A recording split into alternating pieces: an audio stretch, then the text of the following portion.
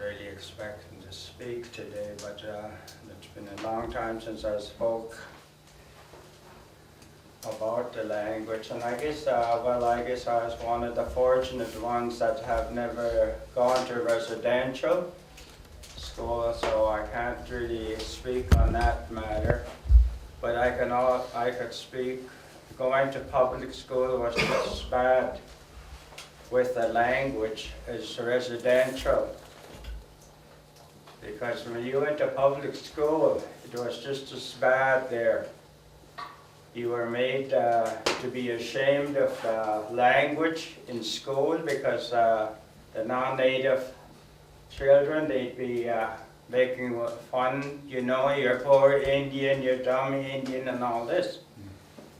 And it got to a point there where a lot of native children there just pulled away from their native culture, their native teaching. They didn't want nothing to do with that. They didn't want to listen to the grandparents. They didn't want to listen to the parents because of the shame that was put upon us in public schools.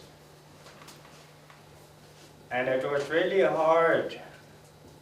And I could really kind of put this together with residential because it was the same. You know, we were ashamed to speak our language. We were ashamed to even listen to our elders when they do the storytelling, the songs, dances. I mean, that's a really pitiful thing. And then we wonder why we lost our culture, our heritage, because of the things that were put upon us as children.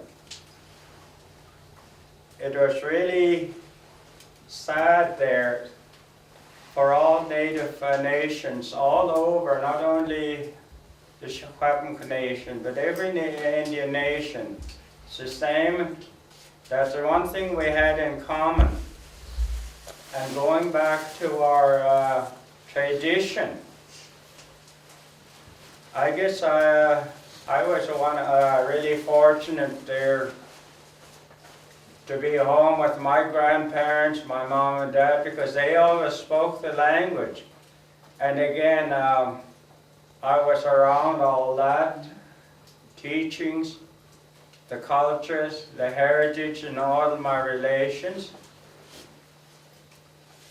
But you know, that shame that was put upon myself, and I'm not really going to speak for my family because maybe they have different stories to say. I'm only speaking for myself.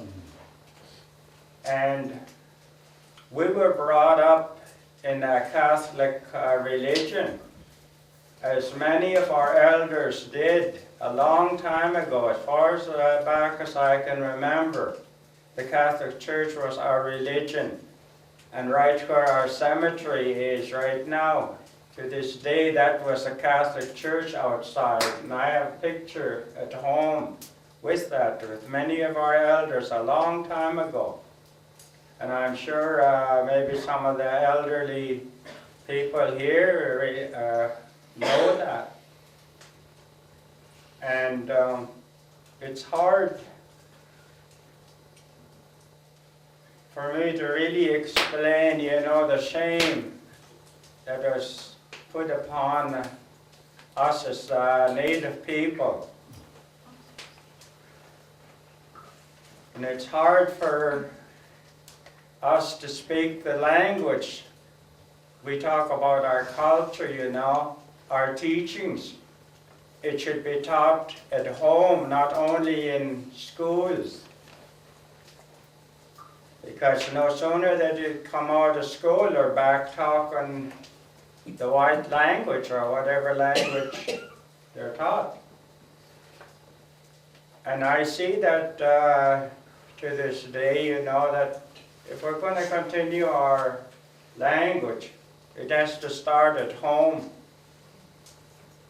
And those of us that have to, that know the language, have to get over this shame that has been put upon us and say, hey, we got to stop this. It's got to stop somewhere, and it's got to stop with us that know the language and the culture, and say, let's get down and do it, and not talk about it.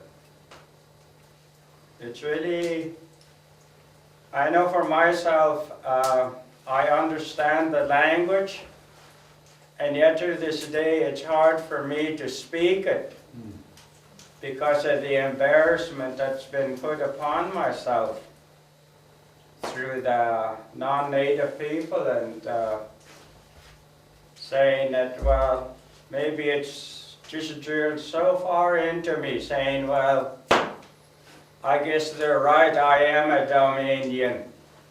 I don't want to speak that. I want to speak a language that the big population of people speak. I know it's really hard for a lot of people that do speak fluently because of the teachings that they've been taught from a different culture. I know it because I lived through it. At home, we were taught the Indian way, the native way. But then when we go out in the community, we want nothing to do with our culture, our tradition, because of what we've been put through in public schools, residential. And I think it's up to us individuals now to really think of it, that we have to stop blaming and put some of that blame on ourselves and get that shame over with. Because if we're going to be adults, we have to start somewhere, and I think that has to start with ourselves. Otherwise, if we're not going to start somewhere, we'll be always asking that question, where are we going to start? Are we going to keep talking about it? And I think that's about all I have to say. Thank you. Wait for later. Press west. Lula. That's about as much Shuswap as I know, besides Clout and Southwa. But I think a lot of what I heard today in here is like a lot of good words, and there has been a lot of messages that came out of everybody. And I really do believe that learning the language is an individual thing. We have to have it in our hearts to learn. And when I used to say, well, I don't know my language, I never learned it, and my sister Virginia used to really get mad.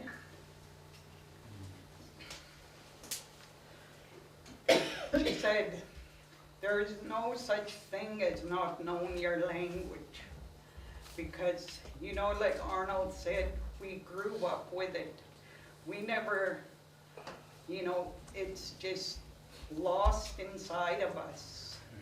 In our minds, it's down in our subconscious. Each one of us knows how to speak our language if we just really put our mind to it. That's what Big Sis used to always tell me. And she said how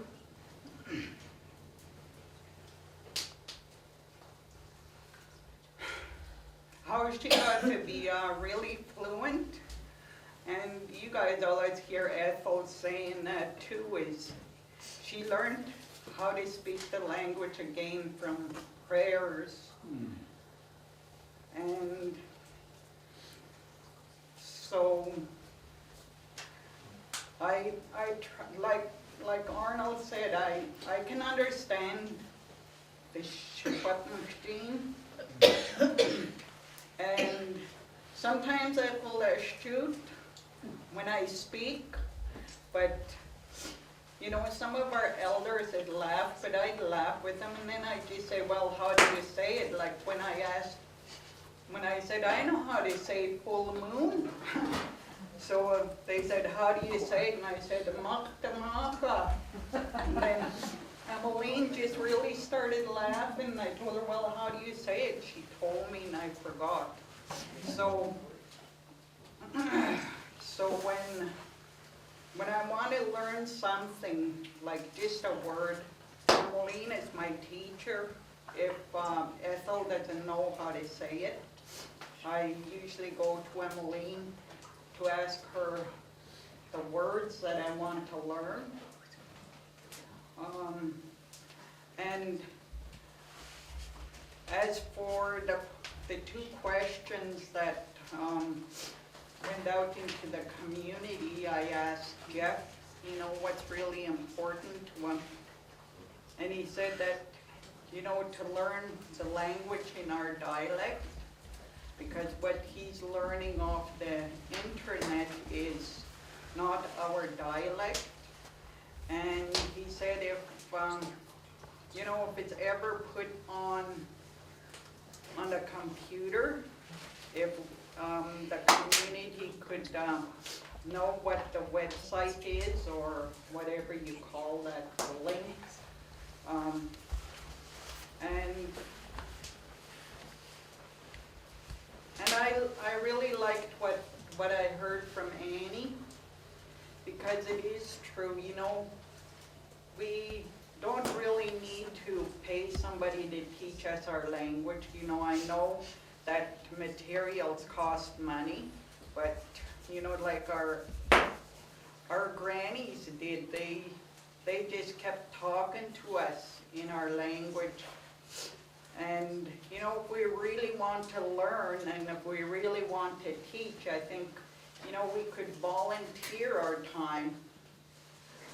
If, you know, if the language is really important to us, like, that's a question we need to ask each other. It's like, how important, are you willing to volunteer your time to teach? Are you willing to volunteer your time to learn the language, learn our culture, learn our history? And I would really like to know the true Shuswap culture, because we have a lot of borrowed customs that was borrowed from other nations. So I don't know, like, how far back in history do we have to go to learn our own Splatsin culture that our grannies and our great grannies used to do. I know Ethel teaches us some of it, but she's not really too sure if that's how it's really done. And the other thing that, you know, if people don't want to volunteer our time, the time is, you know how people pay the colleges for certain courses. If an individual really wants to learn the language, I think they should be able to pay a small fee to take the class. If, you know, that the money is that important, them are some of the ideas that I was thinking of, like if you need to do the technology part, then pay a small fee, have an individual pay a fee to take the course. I mean, we pay the Semeks for what they want to teach us. Why can't we pay ourselves for what we want to learn? And, you know, that's how I feel myself. And because the other thing that Jeff wanted, and I think it's really important too, is like it goes along with history and then it goes along with the teachings, is if some of our elders can teach about the medicines that we have out in the woods, like take field trips, and they can be talking in Shuswap, like you know, learn our medicines so that we can pass it on to our young people and maybe break that cycle of diabetes and cancer, because that's really taken a lot of our people from us. But them are some of the things that Jeff was asking to bring up here, is learn about the medicines and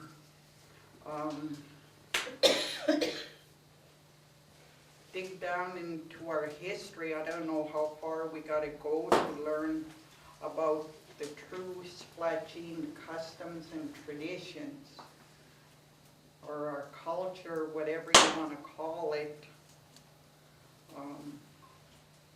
I had a lot to say, but I think it's been said already by the previous speakers.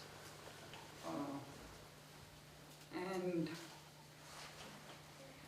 if I could also suggest, like when we hear somebody saying something in Secwepemc and we know that it's not being pronounced properly, that if, like say if I knew how to say that word, I'd say this is how you say it, because that's how I tell Jeff when he says a word, and then I'd really think what's he trying to say.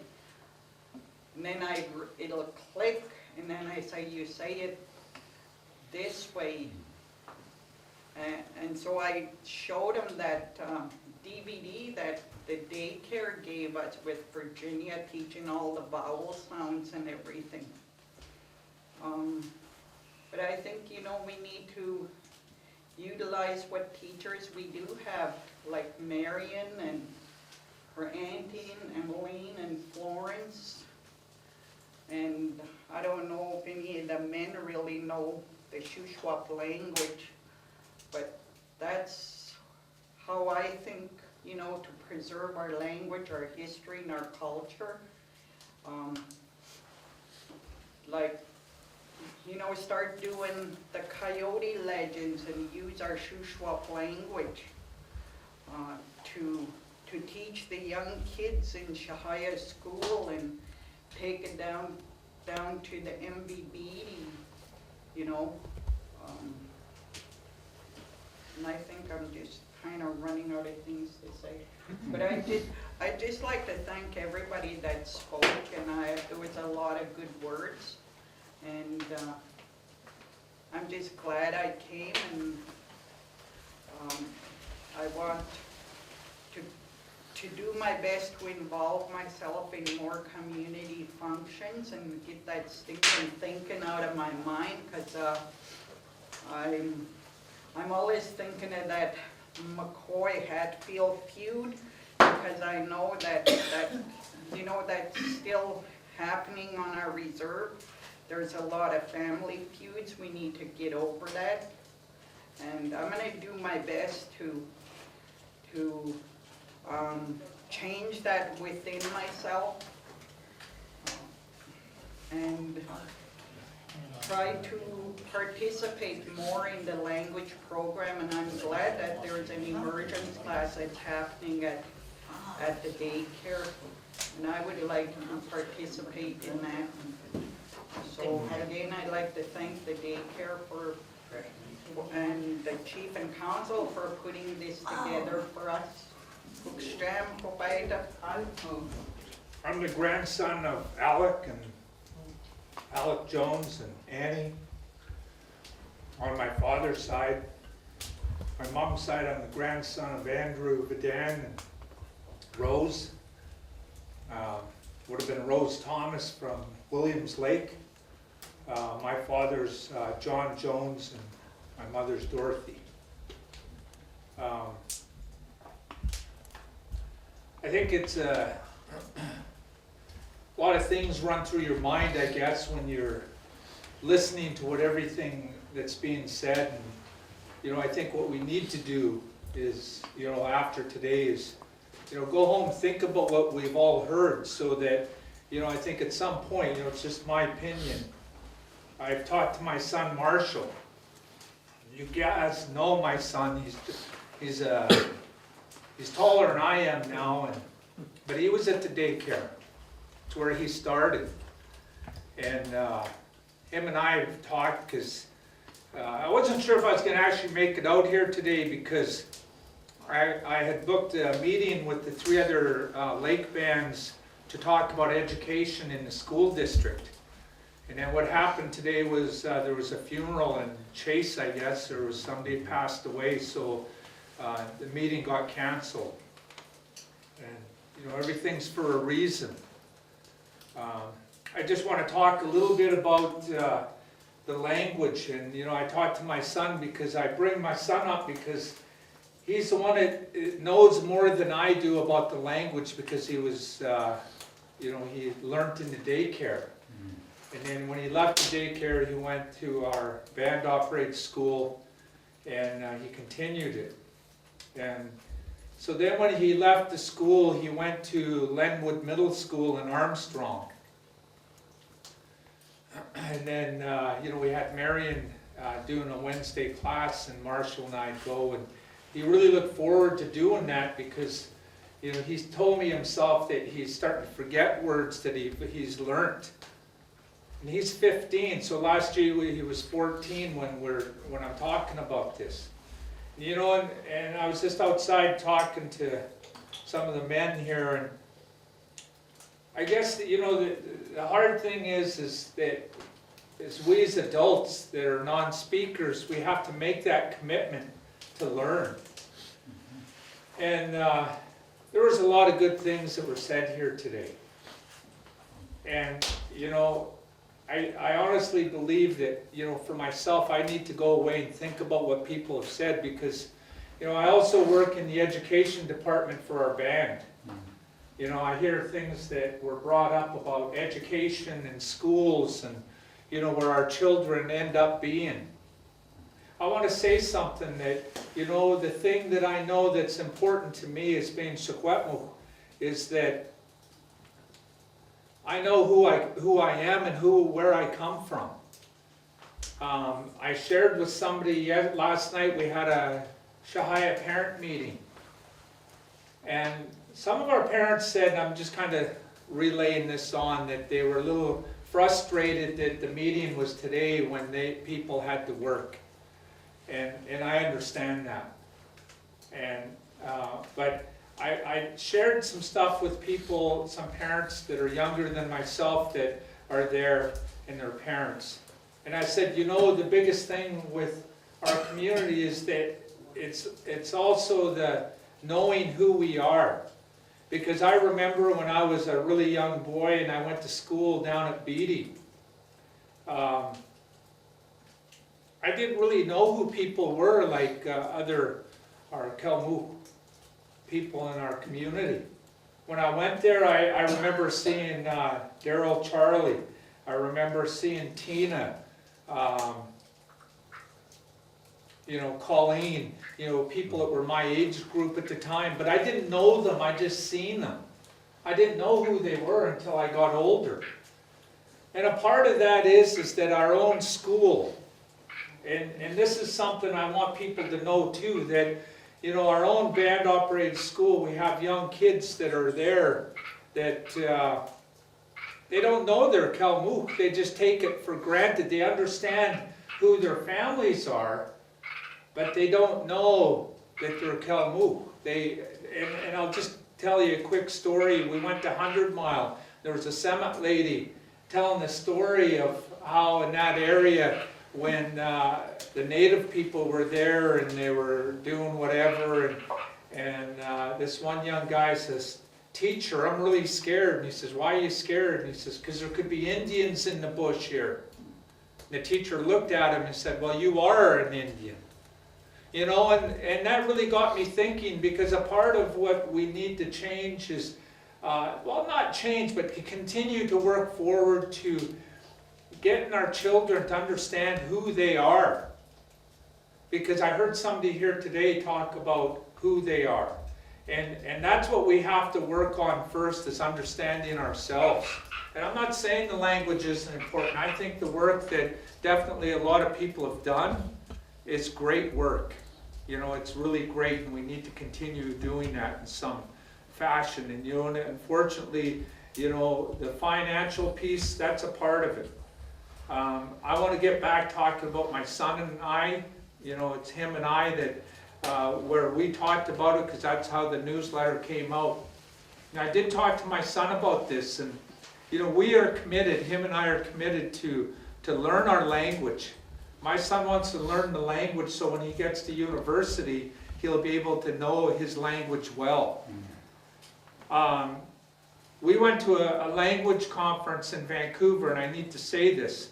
Somebody got up and was talking about language, how English has been around for, it's a mongrel language, it's been around for 500-600 years.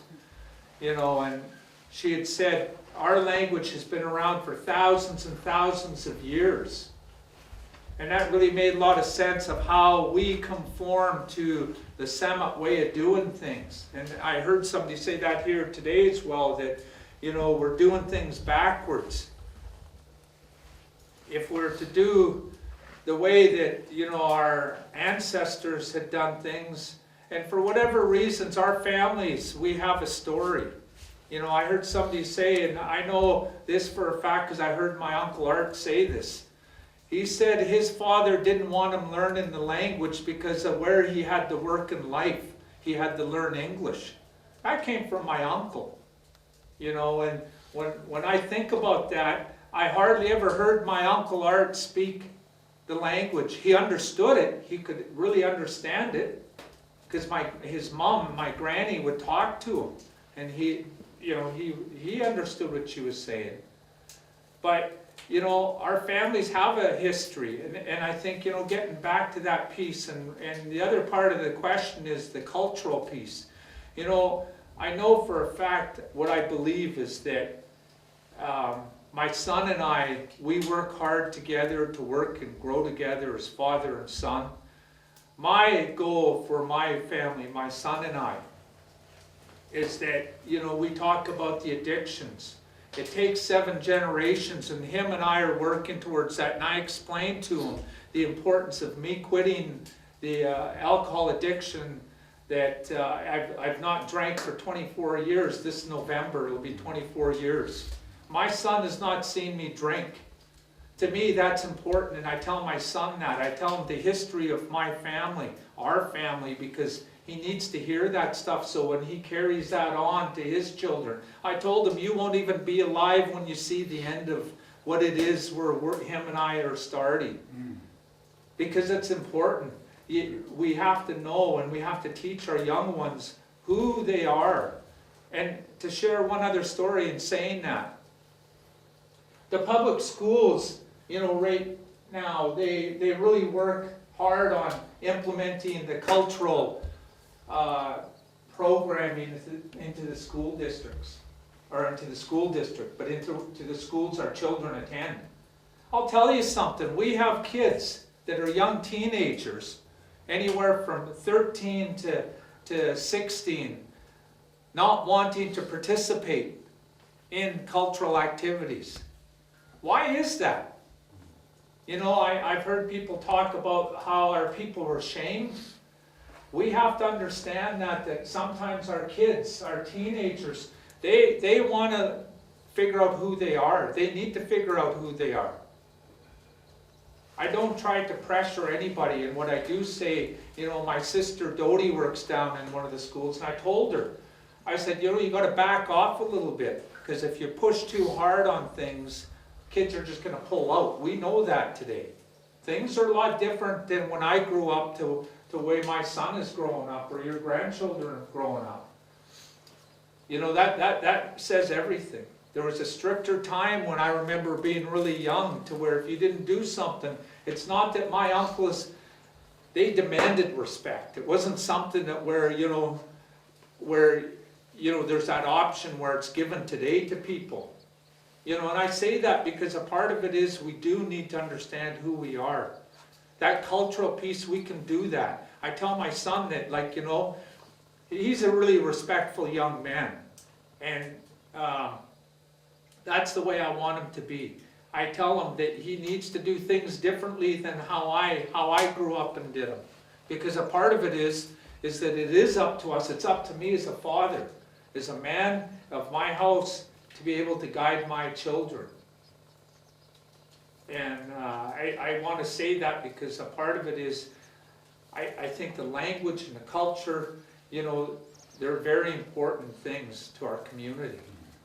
And I want to say that I'm really proud of Wayne, our Cookby, to go out into, you know, the things I want to say is, and I forgot to mention this, and I know my time's running out, but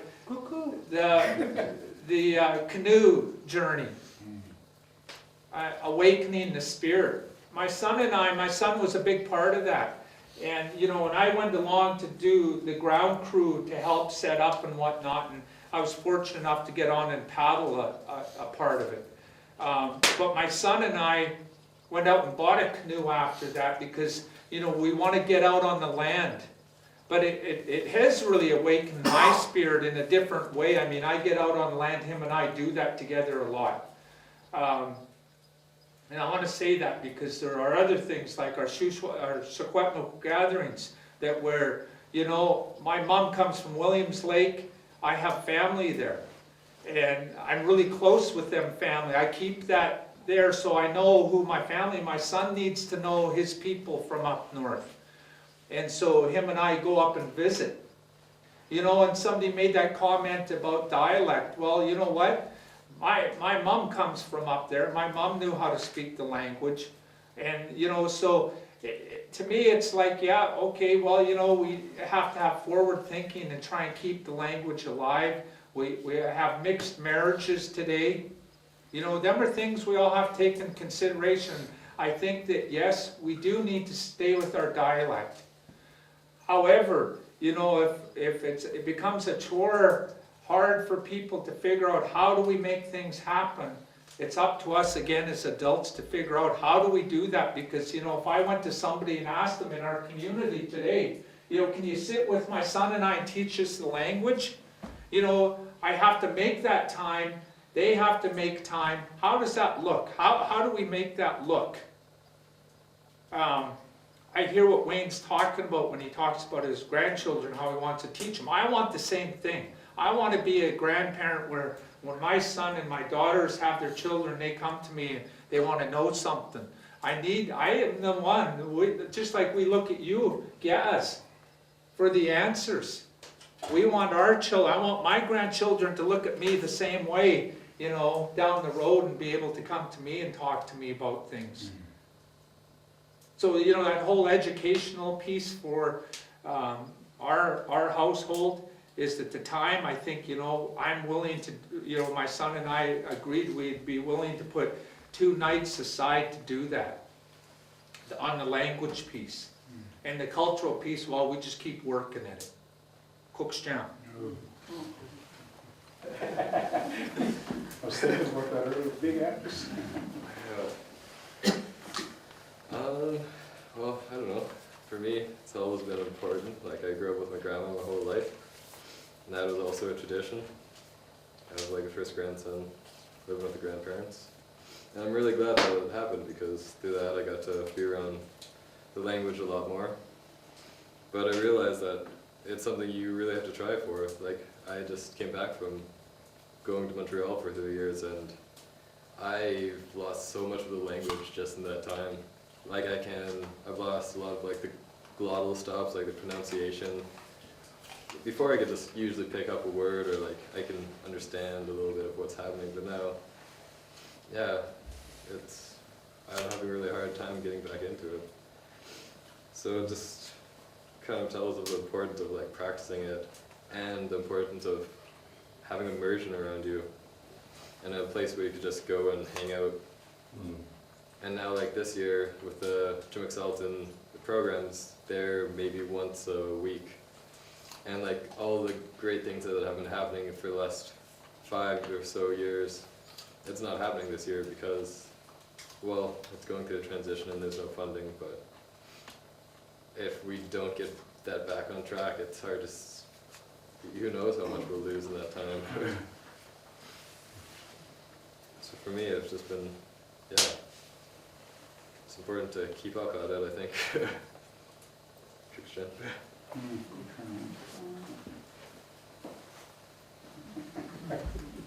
You're trying hard. That's right.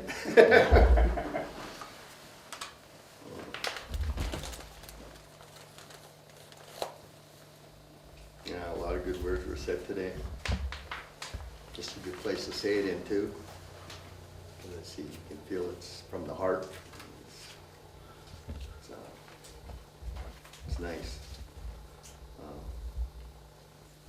I'm not all here myself. My daughter's going through some stuff right now, so I just, and that's no excuse, because every family's going through something when they're here. But a plan, you know, you talk to my family, I talk to my family, try to get a hold of my first generation auntie, Christine. Still didn't get a hold of her, but it made me think about we need to start talking to our family, our immediate families. Talk to my family. They asked me to speak on behalf of them here at this house.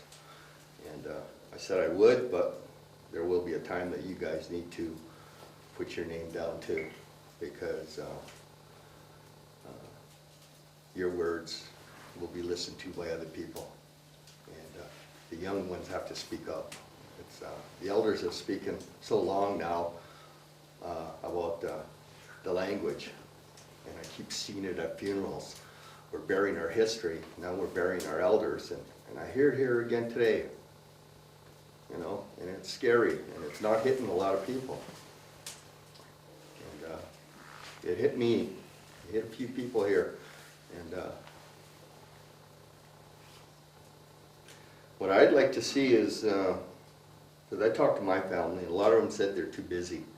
There's too much stuff going on in this world that the government has done, and the way jobs are, and just the way society is, you know, fighting for food, and the way the government has made us, they're just busy. Well, one thing they said was that, you know, because I got 7 grandkids, they're worried about where can they go to access it. There's no place that they can say that they can access it freely, and technology where they allow it, that they can have good access to it, no matter where they live. That was one of the concerns that they said. The other one was healing. One of my family here in the community, they hear the anger of some families have against other families. And I try to tell my family don't get involved in other things, but it's there. The youth feel it, they see it, you know, and that needs to be dealt with too. You know, we talk about language, the cultural, the history, but all of that will come tumbling down because we keep stepping backwards because we're unhealthy sometimes. Somebody gets in there and can just bend the rod the wrong way and go another direction. And, I hear a lot of words of forgiving families and generations of passing on bad things. I think that needs to be really, talk's cheap, I always say. I'm tired of talking. I know I feel counsel, talking, but, you know, and I don't want to sit here next time and see Rosalind, another year older, Marion, Emily, Celestine, all of you, you know, another year just waiting for something to happen. I'm glad Chief and Council are here, you guys spoke, and I'd like to hear you guys speak again after this, because I think it was a plan a long time ago, you know. When I was a young counselor back in 91, 92, I remember Mona Jewell's language in SMTC and the difficulties of language back then. You know, and what she taught me about my identity, because I was starving coming back, taken away in the 60s groups, you know, coming back and learning your identity. And I'm proud to say I'm Shuswap. And I say it a lot.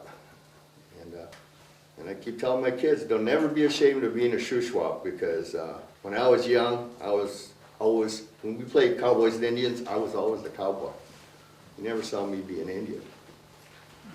You know, and I feel very strong today, and I watch this in our society. We are going to change, but we cannot forget language and our culture, because we're changing things in the environment, but I think we need to don't forget this. And I can't say too much more, because my mind is filled with a whole bunch of information here from the great people that spoke from their heart, that you can't top that. And I don't want to say any more, just that it is very important. And my family says that if it's there and they can look at it, they'll find time, and it's stored, and you know, let's make room for that, for the next generation. Because my generation, like I said, I might not learn it, but it'll be there that I can show and guide my grandkids that it's there, and I can sit there and learn with them if I have to. You know, but that's all I have to say, and I want to thank Chief and Council for showing up. And the cooks, I wish they were here, because that was good lunch too for being out here. Thank you very much for allowing me to speak. Wai Kawaida, West Martha, Jean, Marion Lee, Sarah, Gary David, Kada, sorry, Sla'a, Sarah, Ga'a, Louisa Narcisse, and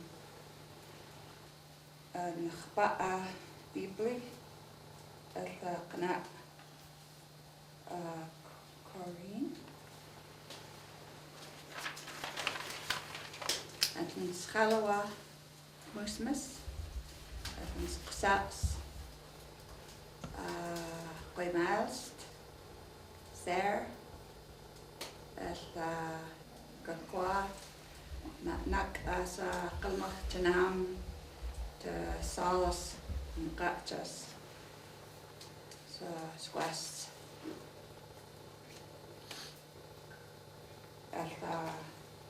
Imch, Sel Ubix, Dalin Cook, Sats, Jones Sama adopted Dalin Cook.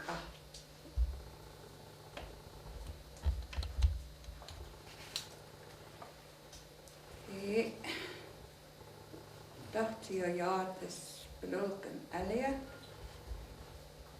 gluten skoeg. Ja, een Oesma, ja, een Tinesa. Of why, gas. Ja, gal opbekst, Partianego. Aquan gehoord, mama, dat is goed tussen ze wat moet doen. Aquan gehoord, zwart, dat is goed tussen ze wat moet doen. Kerna.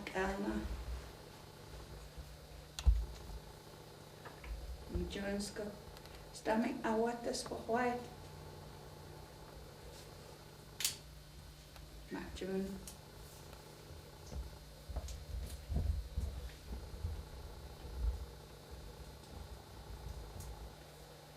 Elna eat.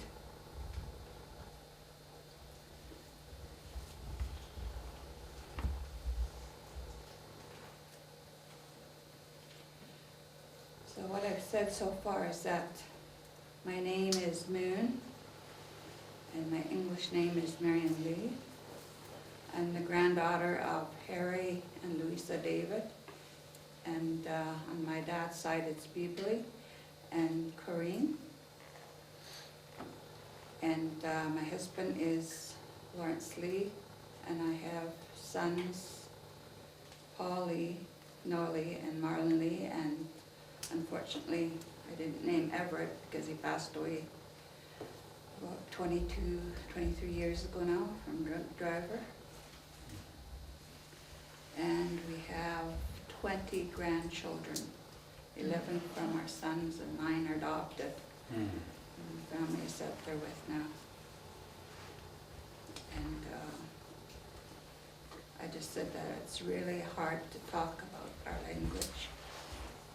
And I really feel bad when you look at some of the kids that don't understand and are always asking us what we're talking about. And also, not just kids, it's adults too. And I just hope that in the future, people will start learning Secwepemc genes so that they will be able to talk with us. Because if we don't keep talking, we're gonna lose it. And we will be one of those exotic languages that is gone.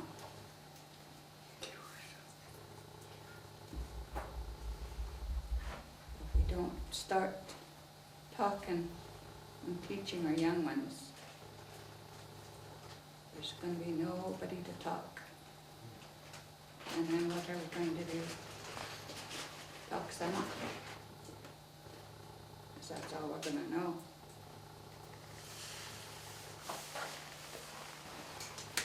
So, my thoughts on this is that, how many elders do you see here? How many do you know that know the language? Start visiting. You want to learn, then go see somebody. Our doors are always open, they're not closed. Just because they're shut doesn't mean they're closed. All I have to do is say, come in. Give you some coffee or tea or whatever. If you want to learn language, just ask. Or just say, I don't know my language. Can you teach me? And we'll all be glad to. We're all proud of our heritage, our language.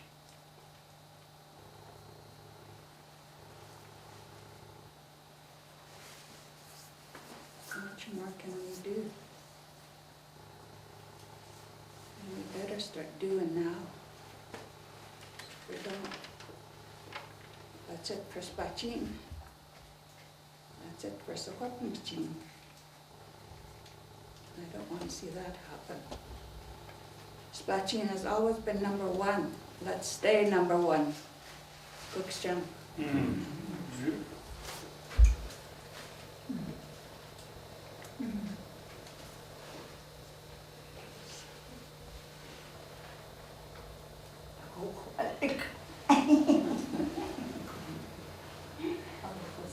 on you.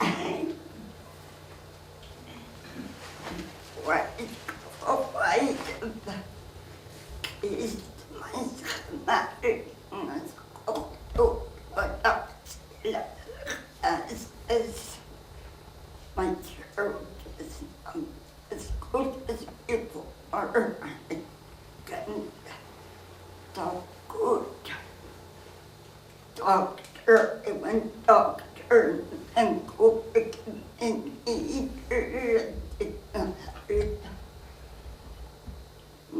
come back and back in.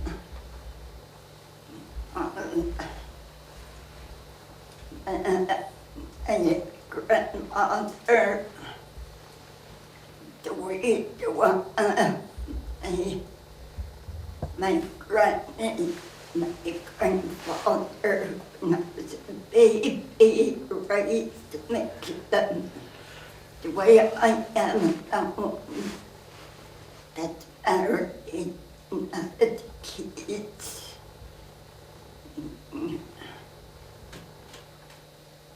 My only in the makeup in way my mom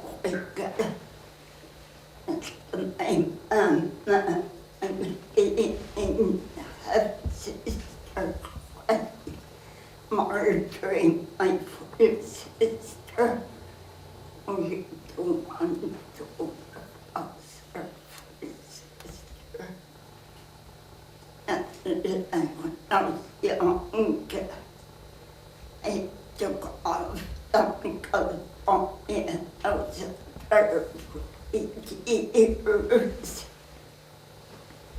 I used to come back every once in a while. I done like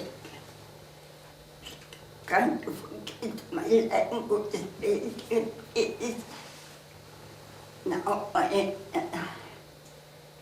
get back to go visit my sister and he talked to her and he talked to me and I come back to my language. Now I can talk good.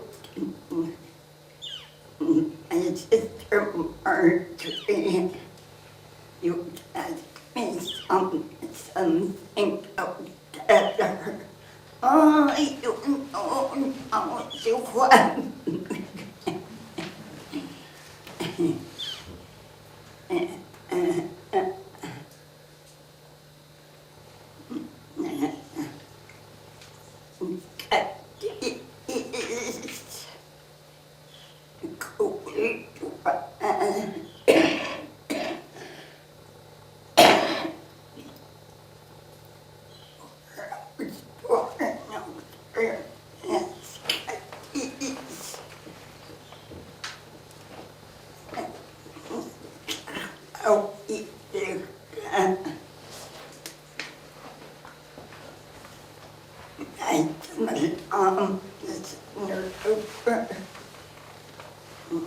They're big friends, it's really, I got 5 kids.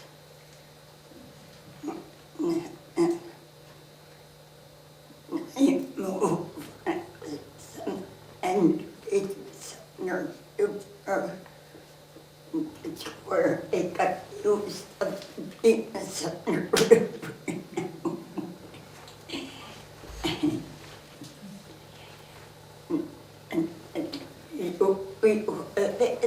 Keeping you put down quite until it's cut. It's not your own. I hate you where I am.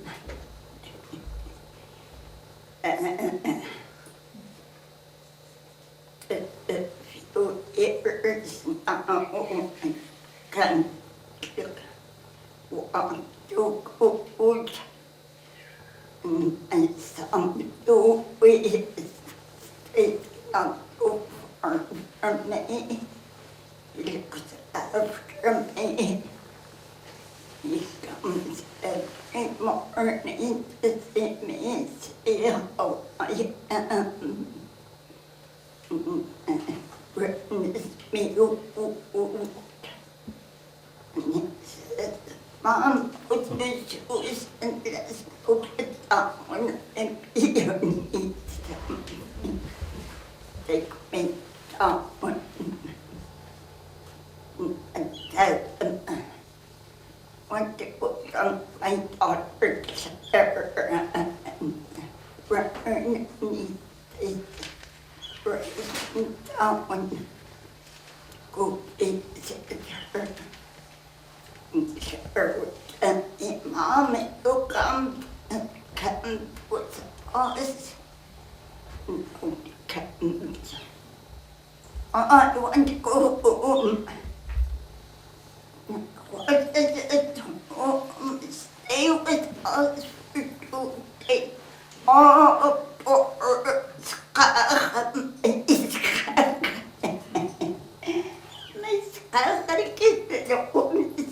you want to go home. You always so quiet. You better talk. thought it's a for doll.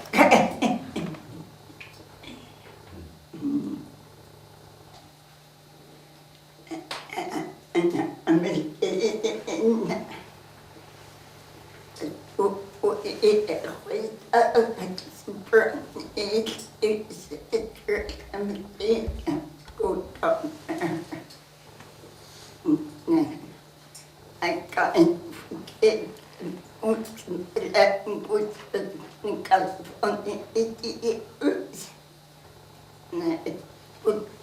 It's some of them. Now, I was coming to visit her and talk with her language. Oh, good, I became a teacher to me.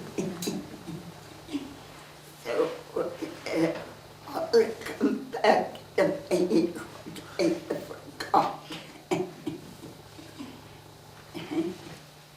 Well, all of you, my family, can say none of you is different. Mom and Granny is to say, don't say no, say people different, all your family. That's even little kids, that's your family. Now go back home. Saying, where did that come from my family? Oh my God. Uncle is my family is where it come from.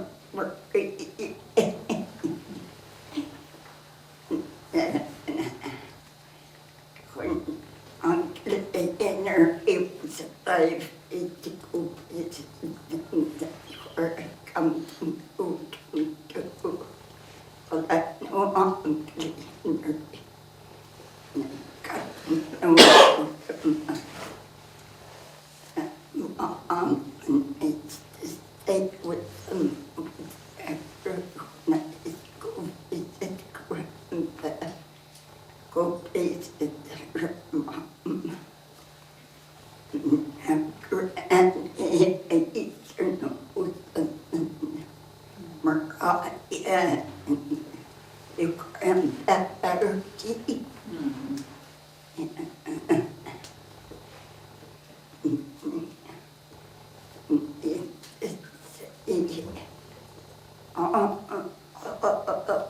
Everybody, Mom, everybody, you and great grandlips from my dad down the States, from here down the States, and a family of here too from my dad.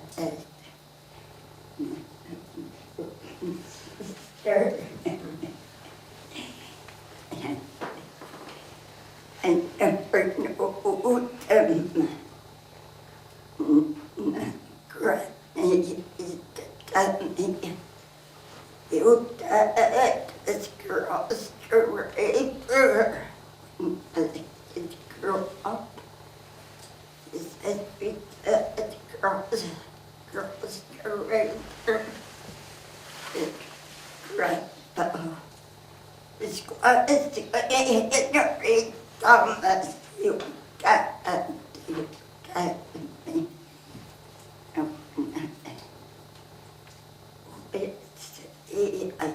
I know dad, so dad grandpa, my dad, granny, my mom.